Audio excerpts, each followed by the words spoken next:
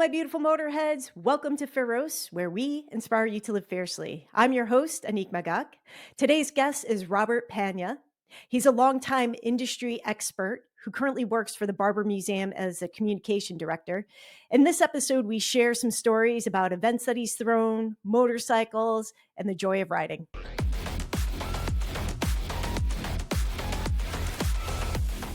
What is your favorite event that you ever put on? Oh man, my favorite event I ever put on. In my career, I've had the great fortune of being at a lot of different motorcycle events, right? And everything from like relatively small track days, which are really intense, and with a small group of people, to literally being on stage right before a Kid Rock concert at the Buffalo Chin, right? And so with 70,000 Sturgisites flipping out. And it's hard to say, God, favorite event. I would, this might sound a little self-serving, and I really hope it doesn't. But years ago, about 6, creeping up to 7 years ago, I did an event called Give a Shift, and it was a round table where I got a bunch of people to talk about the industry. And the precursor to that is my contract with Indian Motorcycle had ended, and I went to go take care of my dad and was able to do that until, he passed away and stuff, and had basically been out of the industry for like a year. And so I still rode, and I was still playing on bikes and still farting around with stuff and reading magazines, which are these things made of paper that you open up and there's words on the inside. And so I thought, well, I need to reconnect with the industry. So we put together a program. We, as my multiple personalities, we put together a program called Give a Shift and did it out at the LA IMS show, and held it at a secret location with a secret group of people who were all getting together, and they didn't know who was going to be in that room until they walked in that room. Basically, it was a state of the industry thing, and I wanted to do something that was public and free and open conversation about motorcycling. And I was humbled by the response of people who decided to come out, and the names that were sitting around that effectively round table and stuff. And we recorded it, and we put out the transcript and put out a report and all that sort of stuff. And it sort of, for a little while, really got a lot of attention. Literally had a story in like the LA Times, and people followed up on it. I got kicked off of a few Christmas card lists because people are like, "Ooh, he's poo-pooing the industry," which I wasn't. And so some people were like scared and intimidated by it, but I really think it was one of those things that was a good, rock in the pond that created some ripples and created some conversation. And some people like to pretend it never happened, but it's one of those things that I'm really proud of, and I'm proud of everybody who decided to participate. And at the end, we said, all right, if you want your name on this final report, say so. If you choose not to have your name on the final report because your employer is going to get angry, or you said something in the meeting that maybe you shouldn't say out loud, then let me know, and we'll not put your name on the report. And all but one, and the one who wanted to keep his name off, who I just screwed that up because it's a him. He doesn't have that job anymore anyway. But anyway, was because his bosses at the time were particularly, edgy. And so he didn't feel like, creating any more issues there. But everybody else was like, this is a really great conversation, and I want to be on the record. And I would say that of everything I've ever done in the industry, that is the one that sort of sticks with me. And as we creep up to 10 years from that report, I'm really tempted to just do it again and, see what's changed. So. Well, it seems like a lot has changed. I mean, I'm sure obviously you have some insights on that or some opinions as to what has changed. Yeah, a lot has changed, but a lot still needs to. And I think there's a inherent conversation about motorcycling in society that our industry is a little bit scared to have, because there's some stuff in there that's demographically scary, and some stuff in there that is culturally scary to talk about, right? And a lot of companies that are public or have boards or whatever, that that's a stressful kind of a thing, and God forbid you stress the system. But I got a degree from the University of Texas in photography through the College of Fine Arts. And part of that process, a big part of that process, is constructive criticism. And it's not built Yes. Yeah. to tear you down. The point of constructive criticism is to say, hey, I would understand what you're trying to do better if you were to ... do this or do that, or phrase it this way, or the photograph had been more contrasty, this detail would have come out, and that kind of a thing. And it's not to say, oh, you suck in the dark room, but it's like, oh no, what your mission is would be better accomplished if you were to do this thing. And I think our industry, largely speaking, is scared to have that conversation, and then sometimes they pretend to. But in reality, it's like it's an ongoing thing. It's not like a one and done. I could see how something like Give a Shift would also create an environment where people could come up with what that language should be. Because you're right, everybody's afraid to say anything these days, and it is hurting us. Inevitably, in some ways, it's hurting us. Yeah, it is. And I sit in a museum environment now, and it's about history. And history can be negative or positive. It can history. There's like a sine wave of history where things happen over and over again, and and people fully embrace the get your motor running, iconic independent biker guy, but they don't necessarily correlate it to the bad boy wheelie kid now. Right. And it's like, oh no, that's not us. Yeah, it kind of was back in the late 50s and early 60s. It was this whole rebellious thing, and motorcycling was part of it. And even though the silhouette of the motorcycle is fundamentally different than what a chopper is, the expression of motorcycling, the freedom, the adrenaline, all that sort of stuff is it's the same, but it's using a different tool in a different way, right? I think those kinds of conversations are important for us to have. Now, you have a little bit of a unique view on things because you have been in the industry for so long, and maybe you can give a little background on, the different aspects that you've worked within the industry. I mean, we might be here for a couple hours, but Yeah. make it short. There was an article once that mentioned me, and they called me a fixture in the industry. I'm like, oh, great, I'm ensconced in the industry. Just hanging out on the wall, or some shelf it or something. But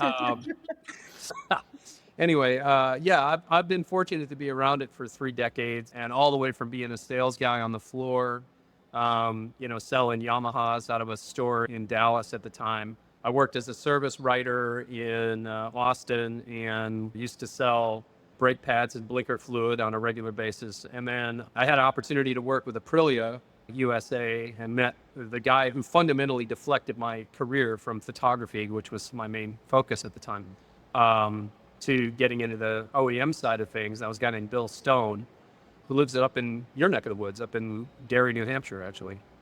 And then I did that for 10 years, which included not only Aprilia, but a portion of Moto Guzzi. When Ivano Beggio bought Moto Guzzi, I got to do some work around that brand, which I love that brand. And then concurrent with that, I was doing stuff with the international motorcycle shows, part-time work before it was called a side hustle.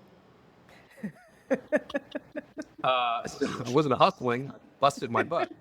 So anyway, I did that, and then I got to work with Polaris and worked with Victory Motorcycles for 10 years, and then concurrent with that, overlapped 3 years of relaunching Indian motorcycle under the Polaris brand, and then took about a year off. That was pandemic-ish period, and then I got invited to be the COO of the Buffalo Chip, which I did for a couple of years up in Sturgis. And now I'm at the Barber Vintage Motorsports Museum in Alabama. So it's been an interesting ride, and it sounds like a lot, but when you divide that by 30 years, it's 10 years with Aprilia, 10 years doing stuff with Polaris, and then a smattering of years of other things in between those, and it's been a heck of a life. Yeah. Well, it's cool that you've had so many different types of motorcycles in your background, which is, I think, pretty important. And then also when you're talking about the Give a Shift, like you've met so many people over the years.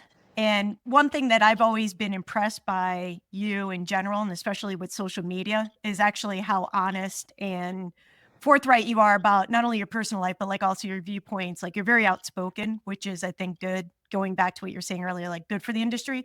It might, bite you in the ass sometimes, but you don't seem too roadworthy. We're wary from it.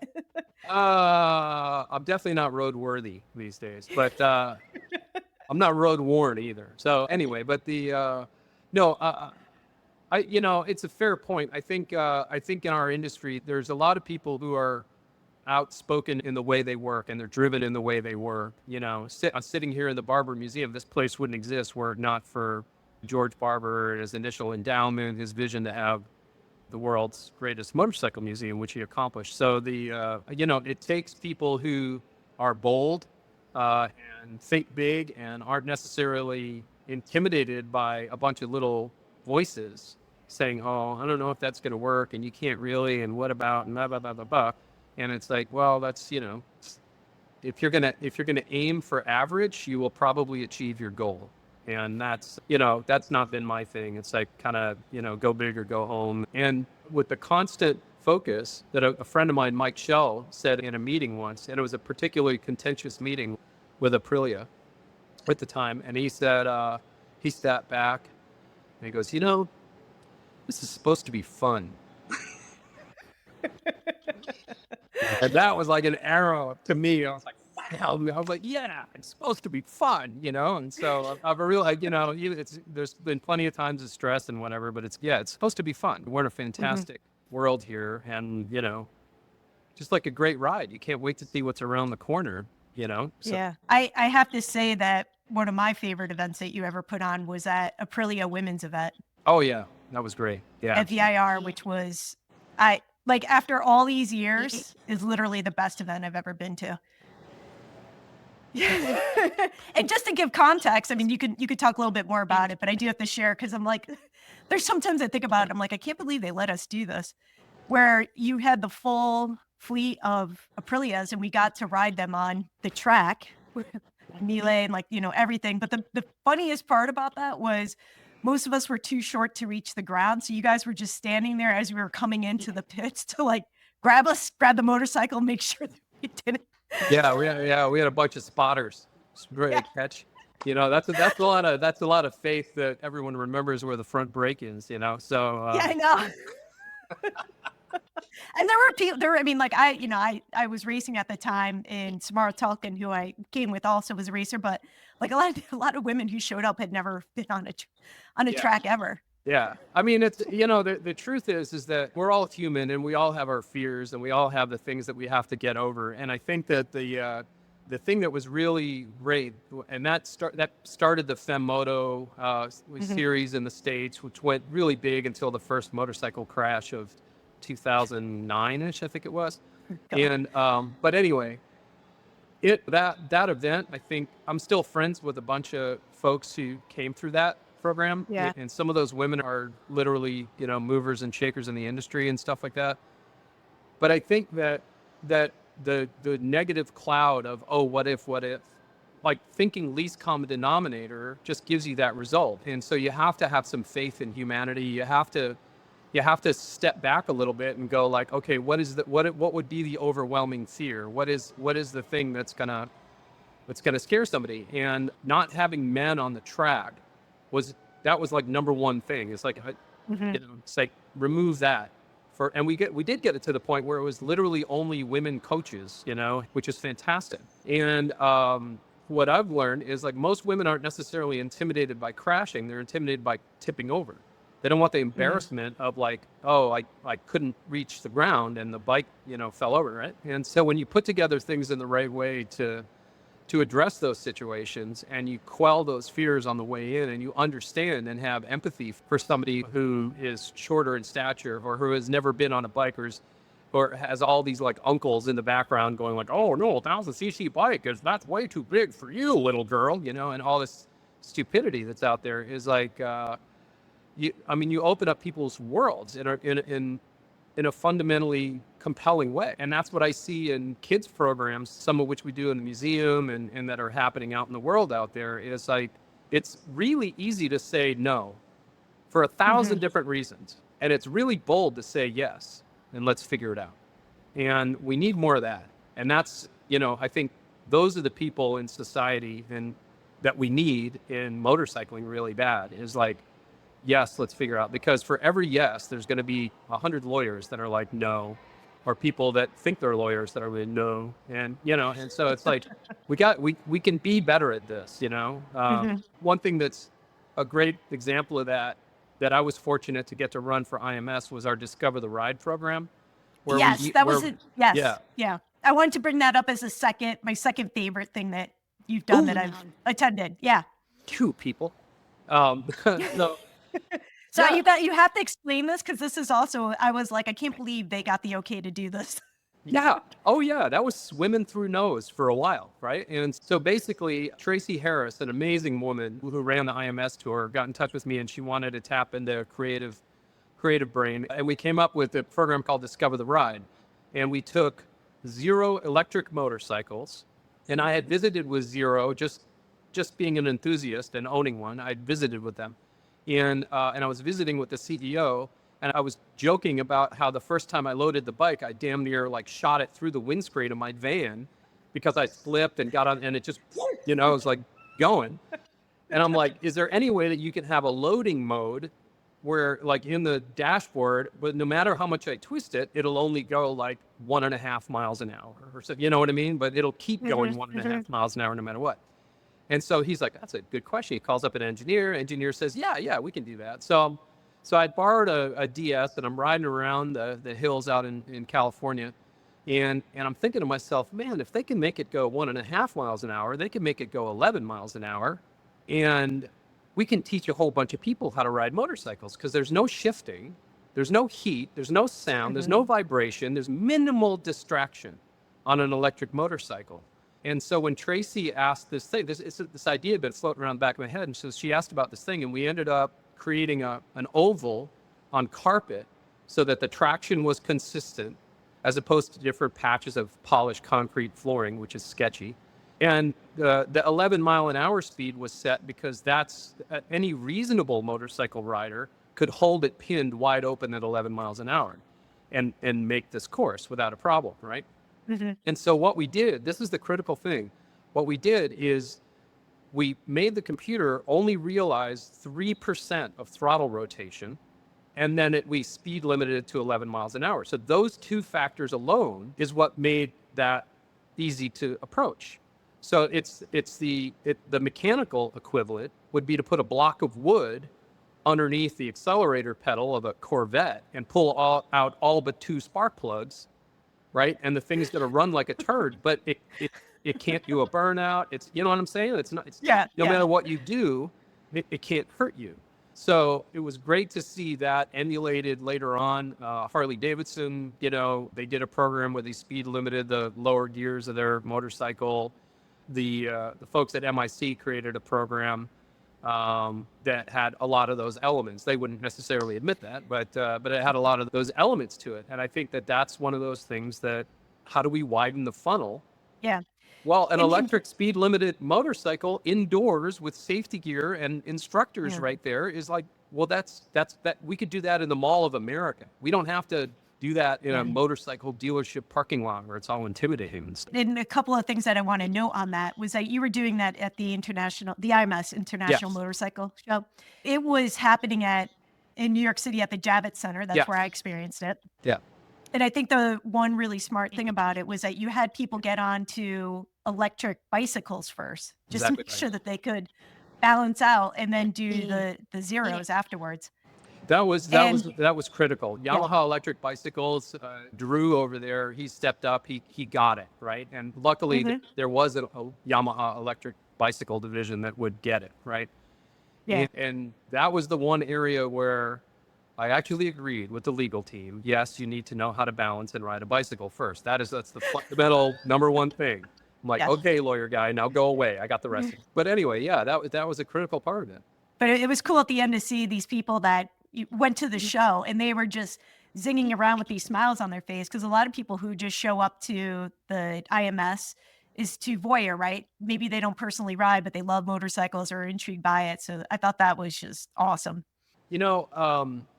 You're hitting on one of the things that has slowed the industry quite a bit. And that's that if we don't go back to the absolute fundamentals we're not widening the funnel because as a brand new rider, the IMS shows is an intimidating place. A lot of stuff, a Yeah. lot of options out there. Why does a dirt bike look like a dirt bike? And, why is this 400cc motorcycle considered fast and this one's considered a slow? And, and it's like, there's a lot to learn.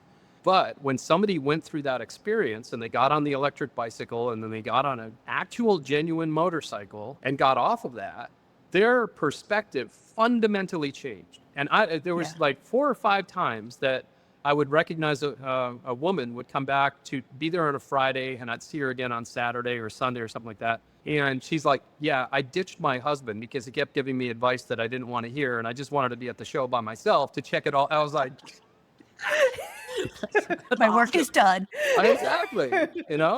So yeah, I mean, we took care of, I think we were close to 10, 11,000 people by the time we'd run through that program. And 60% of them had never ridden or never operated a motorcycle. And a huge percent of those had never even put on a helmet. So yeah, so it's, you want to talk about widening the funnel. It's programs like that that'll do it, not necessarily, like a simple "you meet the nicest people" campaign anymore. We're past that. We're smarter than that now. So yeah, you've done a lot with kids, and how do you see them fitting in now within the industry, especially with people like helicopter parenting? Oh yeah. Well, I think the kids are the widest part of our opportunity, right? And the All Kids Bike program, which I'm fortunate to be ambassador of, the allkidsbike.org. Check that out. Their primary function is to augment curricula for kindergarten kids. So the gym curricula, instead of it just being basketball or t-ball or something like that, to put cycling into that. And so they have racks of bicycles that don't have pedals, and these little kids, when you're in kindergarten, you don't know if you're rich or you're poor or you're black or what. It's you're just a little human blob who's just like absorbing all this stuff. And if we're successful through the All Kids Bike program and getting that kind of curricula across the country, just say it was in 50% of the schools, one program, which is I think $7,000, maybe a little less, something like that.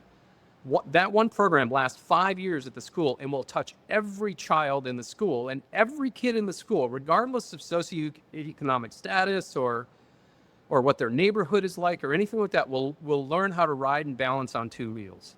That's the widest possible part of the funnel. And that's the most exciting part for growth of the industry when you add 10 years to that, right? And our industry sometimes fundamentally has about a 6-month perspective because of what's in the warehouse, and the sales department needs to get that down so manufacturing can shove more stuff in the warehouse. Next up is the dealer, got to process. So it's all like that part of the sausage factory. And really we've got to take a breath, and we have to have a wider perspective and look in a bigger way. And kids are absolutely the core of where that comes from. And even if they don't get into riding motorcycles, through that experience, they will be more aware of bicycles and motorcycles out on the road. I don't know what that means 30 years from now when we're all in autonomous vehicles and, instead of playing slug bug, you're playing slug bike or something. I don't know. But anyway, there's nothing else that is a more compelling thing for the growth of motorcycling. There's no technology. There's no displacement. There's no, self-riding motor. There's none of that is as compelling as just putting a kid on a $100 no pedal coaster bike and and seeing them light up the first time they put their feet up on the little pedestals and are coasting and balancing. I mean, their world just changed, and you just witnessed it. It's incredibly powerful. When did you start riding? Oh, well, I was on a bicycle, in high school. Without a bicycle, I couldn't work. My first job was at Chuck E. Cheese, which is a whole other podcast. But oh, man. Oh, yeah. I got to wear the rat suit, everything. It's amazing. Did you really? Yeah. I worked the microphone. Chef Pasquale says ticket number 622 is available for pickup. Those are the extra fancy birthdays, by the way. Oh, yeah. Yeah, it's good stuff. I had to clean the ball pit. Again, a whole nother thing. Okay. But getting to be on a bicycle is what widened my radius of my life. And there was a hobby shop I used to love to go to, and it was like 3 towns away. And I'd get on my bicycle and I would pedal for like 12 miles and not even realize that that's a long way to go. I just wanted to see these whatever new Tamiya models were in. I had to see it, right? And mom wasn't going to drive me there. Dad was busy working, so get on your bicycle, kid, and I did. So that was the initial riding. And then after high school, I didn't have enough money for a car, and somehow I convinced my doctor dad to co-sign on a loan on a Suzuki GN 250, which I joke had AKS because it had drum brakes on both ends. So no matter how hard you pulled the lever, it wouldn't lock up, right? But it was a great first bike, and then things kind of grew from there. So Mhm. I love it for the machines, but it's the people that are the fundamental Yeah. difference. It's the humanity around motorcycling, because there is a acceptance of the risk versus reward conversation that happens in our community that a massive percentage of people out there don't allow themselves to even have that conversation, and they're probably in a beige Camry and have khakis on and are scared of the challenge. And that's okay. That's okay if that's your comfort spot. But there's a huge percentage of us that are in between, risk taking for the sake of risk, which is the one extreme end, to like an adventurous lifestyle. There's a big opportunity in the middle there, and almost nothing fits in your life easier than something with 2 wheels. That's true. That's absolutely true. You had mentioned a little bit earlier that you really like the Guzzi brand. And what was it? I know you did a couple of cool events with that as well. Yeah, I think the Moto Guzzi brand is, and no slight to the current management, but I think it's the brand that has the most opportunity to be Italian. I mean, what is more Italian than Moto Guzzi? I mean, get out of here, right? And I think that the air-cooled bikes have like so much character. They've got such an amazing history. I've been fortunate to go to the museum in Mandello dell'Ario and see that collection. There's a panache to that brand that is unreal. Even their dumpiest cruisers of the day outhandled anything that was sold in the cruiser category and actually had ground clearance. And it's because as soon as you turn out of the factory, you're doing this, right? So you're not getting on an interstate and like blazing for, at 100 miles an hour in a straight line. I mean, it's all curves. It's up in it's in like one of the most beautiful parts of the world. So the Guzzi brand and the people who love it, I think is just really, really interesting. It's usually interesting people with multiple bikes, and they have, lots of different stories and stuff, and they revel in the fact that, hey, some people don't get this, and that's cool. Mhm. So I think it's one of the brands that has the greatest opportunity for growth, in my opinion, from a brand cultural standpoint. It fundamentally does. I wish those guys the best, and the new bikes are cool. And no, they're not giving me a free one or anything like that. I buy my Guzzis along with a million other motorcycles, apparently. But at least according to the girlfriend, we got too many bikes. One butt, too many bikes. I think it's a brand that could be so much more fun and be really, really inviting, Least Mhm. common denominator restaurant in almost any town is an Italian place. Anywhere you go, Yeah. you'll have an Italian restaurant. And I think Moto Guzzi can be the most Italian and really leverage that in a way that some Ducati guy out there is like, oh no, no, no. I'm like, no, I get it, but I still think Guzzi has a great opportunity there. And I'm looking at one now. Oh, are you really? Oh yeah. Well, actually, let's talk a little bit about your background because I'm very jealous and it's very spectacular. It's pretty cool. So yeah, this Where is are it. you? I'm at the Barber Vintage Motorsports Museum, where I happen to be the director of communications. I've been on for about 9 months or so, but I've had about a 27-year relationship with this place. I used to do press events that would be out on the track. I've donated media kits from Aprilia down into our museum way back in my Aprilia days. So I'm fortunate to get to be here and represent not only Barber Motorsports Park and Museum, but really just kind of help tell the story of motorcycling, our education programs, and our new design center with Pierre Treblanche being up there, and just get to wear your enthusiasm on your sleeve. And every time I walk through here, I see something new and interesting, and I've walked through here 100 times, and Yeah. it's great. And if people haven't seen it, it's in near Birmingham, Alabama, and it is literally the world's largest collection of motorcycles. Guinness Book of World Record certificates right past the entrance desk there. And it also happens to have the largest collection of Lotus sports cars and race cars in the world. And it's beautiful and it's compelling. I don't like bucket list because bucket list is one and done. It's a place that should be a tradition, and it should be something that you come back and experience again, maybe around an indie event or the Moto America event or Barber Vintage Fest or anything like that. And So the Barber Museum puts on these like big events per year.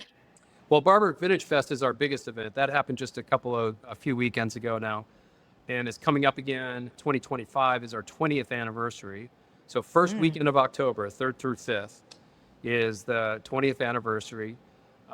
There will be new programs. There'll be, probably some more moto celebrities. We always do seminars. We start up cool engines and, motorbikes and history. And Kenny Roberts was our Grand Marshal this year. He's actually going to be around for multiple years to come. So Kenny and Kenny Jr. will be here again next year. But we'll have a different Grand Marshal and stuff. And so it is the highest concentration of motorcycle enthusiasts, right? People, there's this huge swap meet, there's ARMA racing, that's where the broadest motorcycle types being raced is at an ARMA paddock, right? And from hand shift foot clutch weirdness to 3D printed super mono weirdness, it's like, right? And I love it. And anyway, so that event's coming up, and that's one not to miss. So we host events, and then other events like the Indy car race or SRO sports car racing, they rent the track, and we're just fortunate to have big windows that overlook the racetrack where you get to see that at the same time. Because the track is good for obviously both for cars and motorcycles. Yes, absolutely. Okay. And, over the years, you've done a variety of events with celebrities. Have any of them been noteworthy or in a total debacle? Yes. I don't know if you could, Oh, I can. Well, so flashing back to the Guzzi story. So, I was at the Moto Guzzi Museum, and I happened to be doing a ride with Matt LeBlanc, the actor from Friends, right? Joey from Friends. And he and I met through Aprilia World Superbike. He wanted to see the pits. I get to give him a tour. We ended up staying friends for a while, and we were riding through Italy and go to the Guzzi Museum, and the curator's there, and he's in his white lab coat, Moto Guzzi eagle on his chest, and there's an empty spot in the display, and the curator's standing there, and we come up to him, and in Italian, our translator guy's going back and forth, and Matt's just a jokester. I mean, he is Joey. I mean, he's just that guy. And he's like, well, where's this? What are you guys embarrassed to show it off? And like kind of poking at the guy a little bit. And he's saying, no, it was just out at an event, and it did parade laps and whatever. And he's like, well, let me see the thing. And as it's coming up the elevator, he's like, there's no way that bike runs. He's just poking at him. And the guy like takes umbrage at that, right? And so we continue our tour, and we go up the Guzzi Museum is very skinny and like kind of go up in spiral sort of. And all of a sudden we hear this engine, big single cylinder. And it sounds like it's got the flywheel from the Titanic. I mean, it's like, and we stick our heads out the windows like the Three Stooges, looking down into the courtyard. And there's the guy. He's got the bike running, and he like looks up at the window with this like sort of like kind of expression, right? So we go down into the courtyard. They fire the bike up again. He lets Matt rev it a couple times to prove that it's running. And the whole time he's got this like dead serious look on his face. And when they cut off the motorcycle, and Matt's like, pretty cool, and this guy, almost without breaking eye contact, reaches down to the ground, comes back up, and he's got a little maroon chip of paint that came off of the tank. The paint Oh. crazed, and every time you started the bike, paint would jump off of the. Oh gosh. He puts it in Matt's hand, and he says, "Souvenir." and to this day, I tell that story all the time. But Matt had that little chip of maroon paint up on his mantle at his house, and he would tell that story. And then he had the house remodeled, and somebody swept it away, and it disappeared. But the story still exists, and it was just such a great thing because when you go into the Guzzi factory, there's a gigantic print, or there was at least, of Sean Connery on a Moto Guzzi. Like as you walk into the thing, and Matt's like, "Hey, how do I get up there?" And he's like, "That's Sean Connery." So Matt was like, so.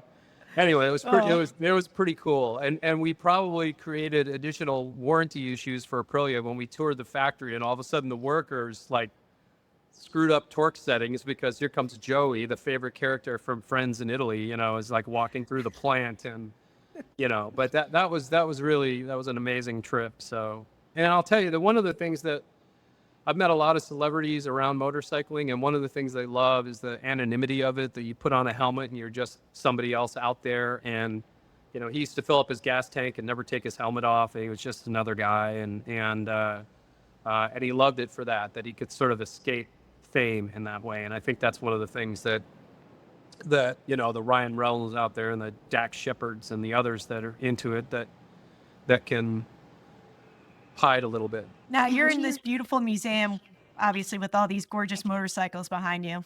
How many motorcycles do you personally own? Oh, God. Did my girlfriend send that question in?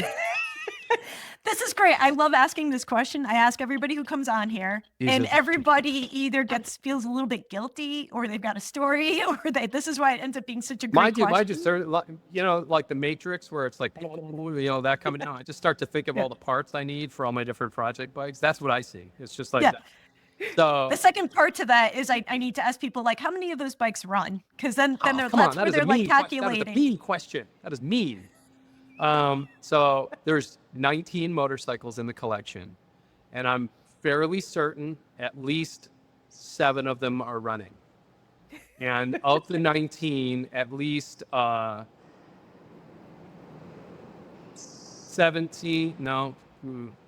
of them are complete whole motorcycles that you can push around. Yes, there are other piles that equal a motorcycle. So I have rose-colored visors. I put that on, and I'm like, oh my God, that thing is such a turd, but with just a little work. So, where do you ride the most? I see my garage as a Swiss Army knife. So tell me what we're doing, and you swing out the right tool, and then we go do it, right? So I've got a Guzzi adventure bike. I've got a Royal Enfield 650 that I really like. I've got FJR 1300, DR 650, a Zero electric bike that I customized.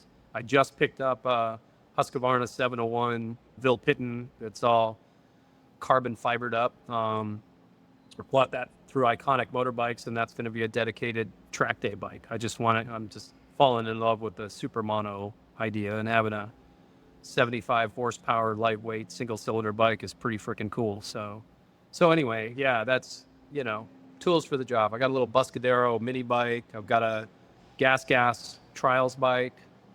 I don't have any hardcore dirt bikes now aside from the gas, but I don't.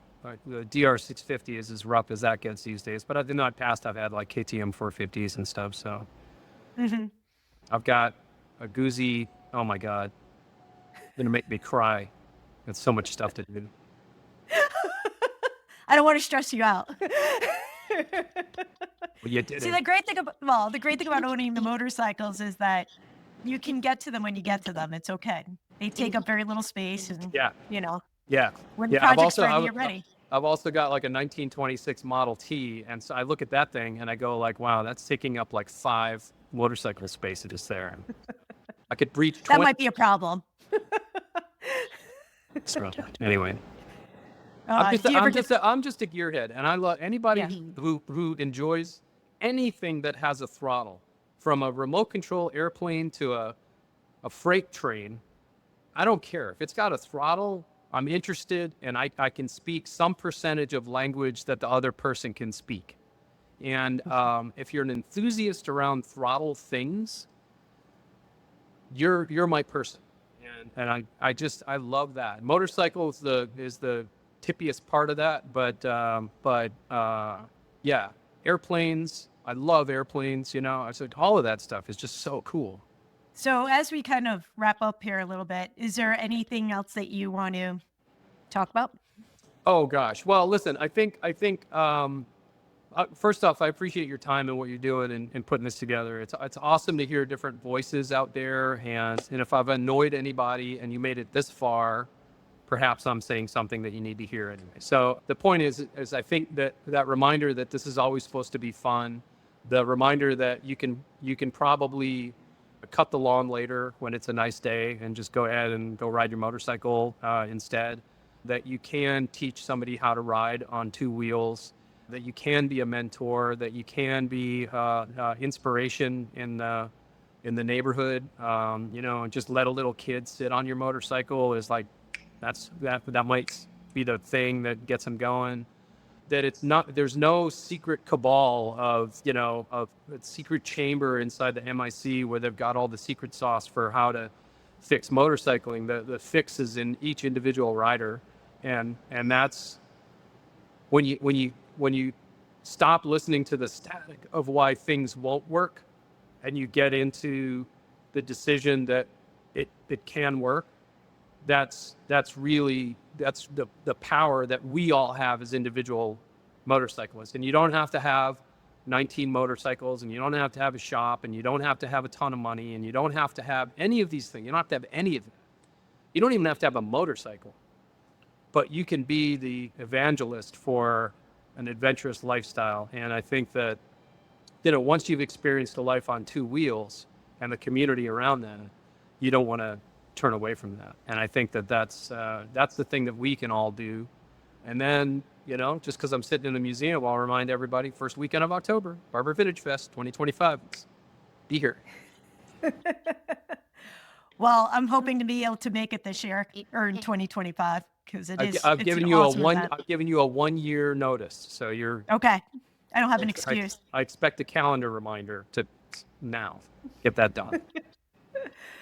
That's awesome, Robert. Really, I think that you eloquently put into words what so much of riding is about for people and what we can do. So I really appreciate it. I appreciate your time. I appreciate this beautiful background that I get to look at. It's been great. Cool. Look, yeah, it is if really I keep cool. going, look at this. It keeps going. Like, It there's just more is, over that's there. insane. Look at that. Let's There's see. more over there. It's unreal. It's 5 levels of awesomeness, and if you haven't been here, you should. It really is the best museum in the world for motorcycles. I can attest to that. So awesome, Robert. And to everybody else, ride smart. Ciao. Go fast. Take chances.